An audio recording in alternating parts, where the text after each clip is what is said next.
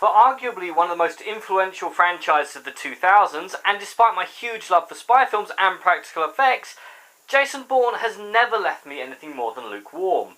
Maybe it's the fact that I've never been able to tell what the hell is going on. To me, all Paul Greengrass films are horrifically over-edited and seem to be filmed by someone who's permanently slightly drunk and hasn't quite worked out how the focus button works yet. Or it could be the fact that the entire franchise is based around revolutionary fight scenes that James Bond was doing back in From Russia with Love in 1963.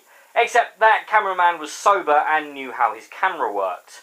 Now, I think my main issue with Bourne, aside from the fact that I'm not entirely sure how many there are, is it 4 or 5? Does the Bourne legacy count at this point?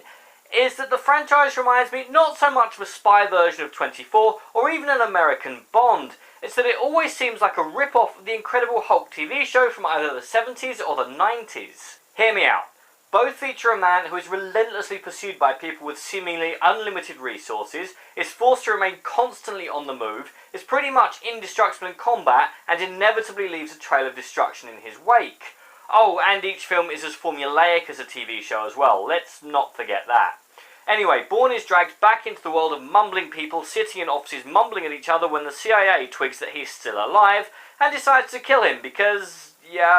well, what else are you going to do with a seemingly limitless supply of super assassins? This week's villain is Tommy Lee Jones, making his obligatory once-a-year I'm Not Dead Yet cameo, as well as future Tomb Raider and star of that robot movie that you didn't see but tell everyone you did, Alicia Vikander. Unfortunately, they can't seem to decide whether to kill Bourne or bring him in, and therefore settle for bumping off each other's staff and generally acting about as threatening as my running socks.